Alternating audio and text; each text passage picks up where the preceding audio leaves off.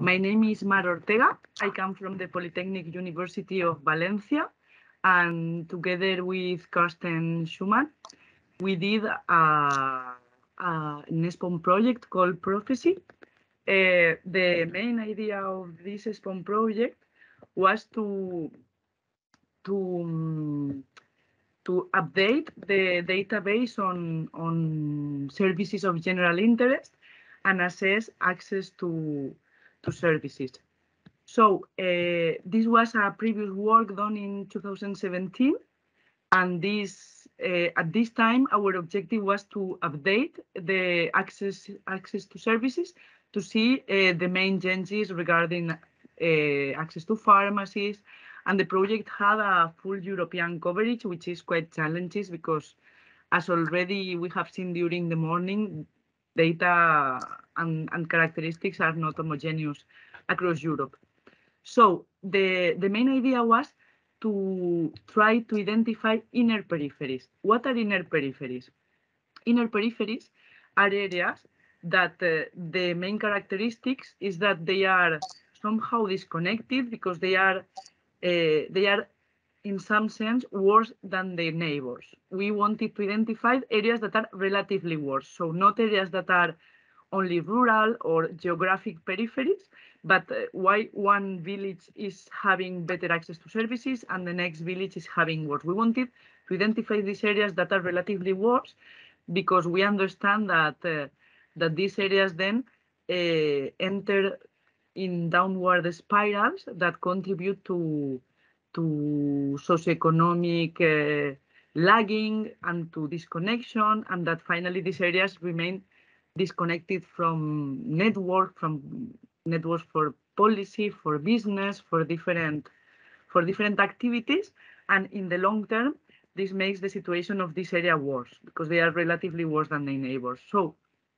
the main objective of this project was to identify this concept, these inner peripheries, and we focused on trying to identify enclaves of lower economic potential, so areas that are performing economically worse, areas that are experiencing a lack of relational proximity. So this means that they are more disconnected, but not in a geographical way, but only from networks in a spatial way, and also areas that are having poor access to services as compared to their networks. We did that focusing on 4 different ways of identifying these areas, and the main objective of this new SPON Prophecy activity was to update the results that we found back in 2017 and compare what have been the changes since then. So this was the main objective, to identify these areas. And now I am going to give the word to Karsten Schumann, which is going to present the results of this project. Yes, thank you very much. Could you move on, Mar, with the slide? Yeah.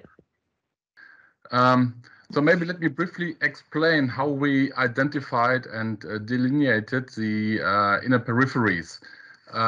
So we selected 10 services of general interest, which are banks, healthcare facilities like doctors, pharmacies, and hospitals, schools, primary and secondary schools, supermarkets and convenience stores, but also pharmacies and railway stations.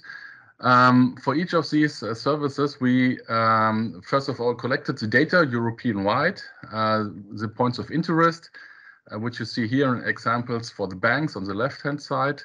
Then we calculated these density indicators at NUTS 3 level. Next slide, please. And then for each of these services, we calculated the car travel times from each point in Europe to the next facility. And here on the left-hand side, you see that we then standardized these car travel times, but not as traditionally done at a national average or at the European average. But what we did here is that we standardized the travel times at the average of the surrounding regions, because as Mar has explained, we wanted to identify areas that perform relatively worse compared to the neighboring areas. And here on the left-hand side, you see an example again for the doctors. All the areas in red are performing relatively good in comparison to the neighboring regions, and those areas in blue are performing relatively worse. And this is the starting point for us to identify these inner peripheries. What we also did is then to calculate the availability of facilities within a certain travel time. On the right-hand side, you see the case of doctors. So we calculated the number of doctors available within 30 minutes car travel time. And here you see really huge differences across Europe. We have places where you can reach no doctor at all. These are the gray ones. You have places in Europe where you can only reach one doctor or two doctors. But in contrast, you also have areas where you can reach more than 50 doctors in Central Europe, in the Benelux countries, in England, and so on. So these are the basis for us. Next slide, please. To identify the inner peripheries. And in the first step, we did that for each of the services that we have considered. And here you see all the areas in red are considered as inner peripheries with a poor access to one specific service. So on the upper left side, you see the banks. So all the areas in red are those that can be considered with poor access to banks. Then we have,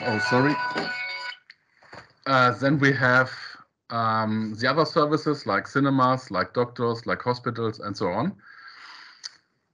But in the next step, we thought, okay, if a region has poor access to one service, this is of course not good, but it's also not really a bad situation. If the access to all the other services is good, then well, okay, one services with poor access, this might be okay.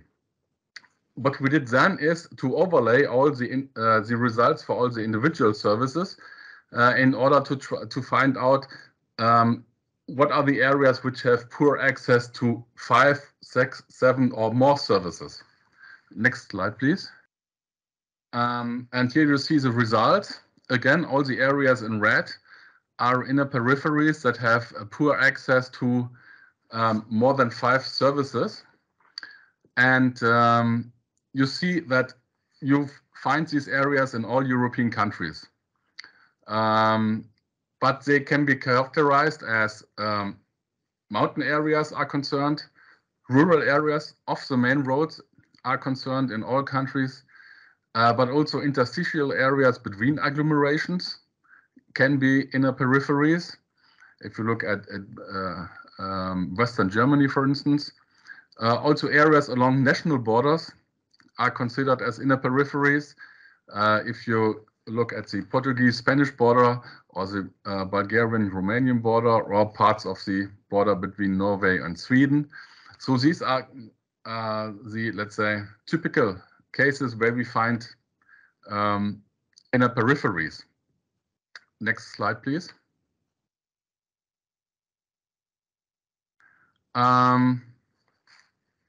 Ma already introduced that we had the prophecy project where we analyzed the situation in 2017, and we have now the updates available. So we are also able to look at the differences or at the development between the 2 years.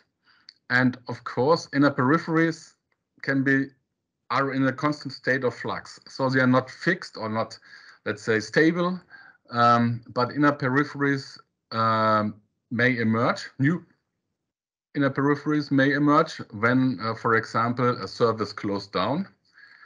But also inner peripheries may disappear if, for instance, road networks or the accessibility has improved, or if new facilities have been opened. So in these cases, also inner peripheries may disappear. So changes to the inner periphery are then, of course, a function of, let's say, two processes. First of all, of the service provision as such, which itself is most often also a function of the demographic development. And secondly, also a function of the transport infrastructure. But the effects are not, let's say, straightforward and directly in both directions. For instance, improving the accessibility, improving travel times may result in situation may be reflected within a NUTS 3 region or even within a LAU area very differently. So there are parts of the NUTS 3 regions which benefit from these improved accessibilities, but there are also other parts of the same NUTS 3 region which don't benefit from that.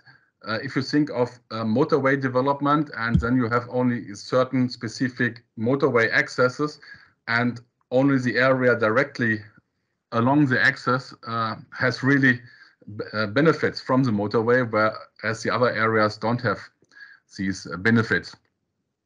This then leads to a higher fragmentation of inner peripheries. So comparing the 2 years, we found that the average patch size of an inner periphery becomes smaller, but the number of IP patches then increased. And here we have, let's say, a similar effect like habitat fragmentation in environmental science, which is caused by the new transport infrastructure. Next slide, please.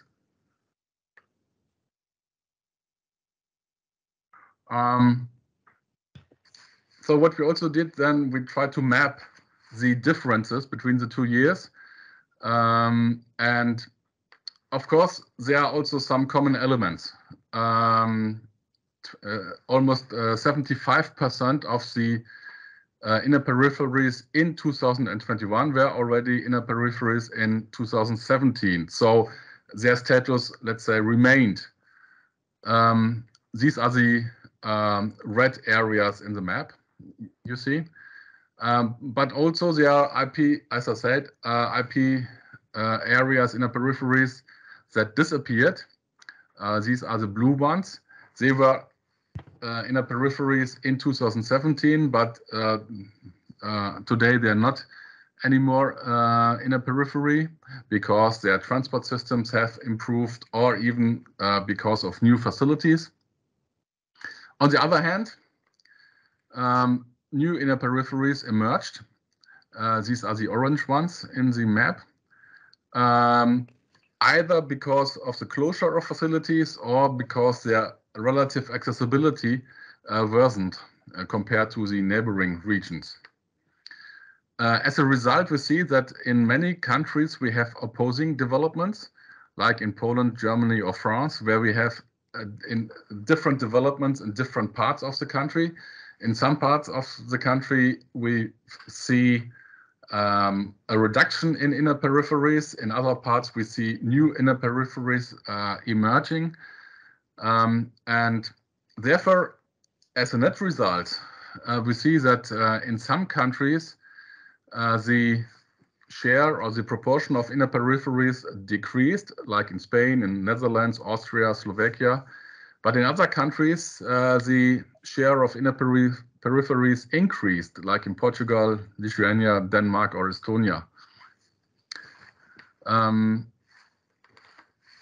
Now I hand over again to Mar for the remaining slides.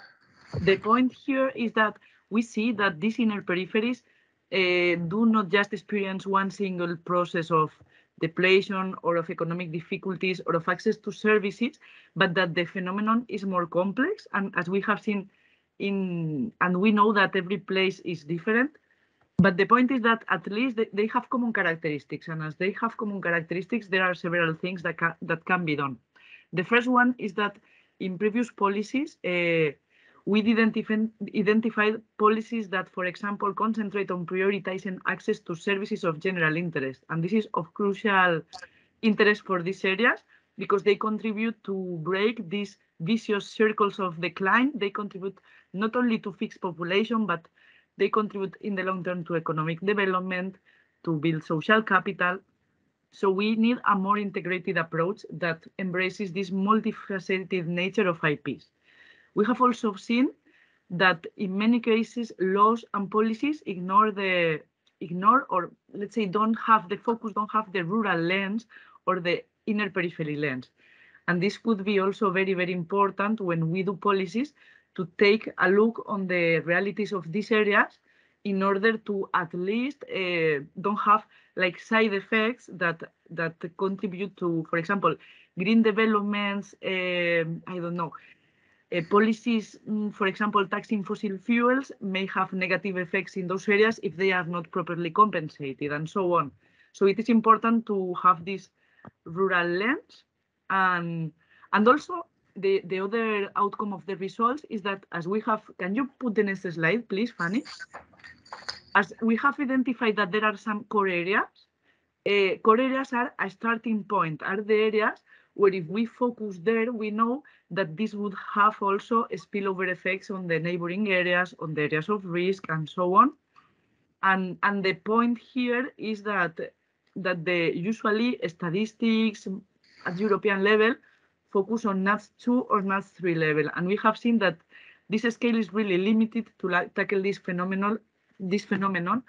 And we encourage the use of grid data because, as we have seen in the session today, it opens up many possibilities for policy making in a more targeted way.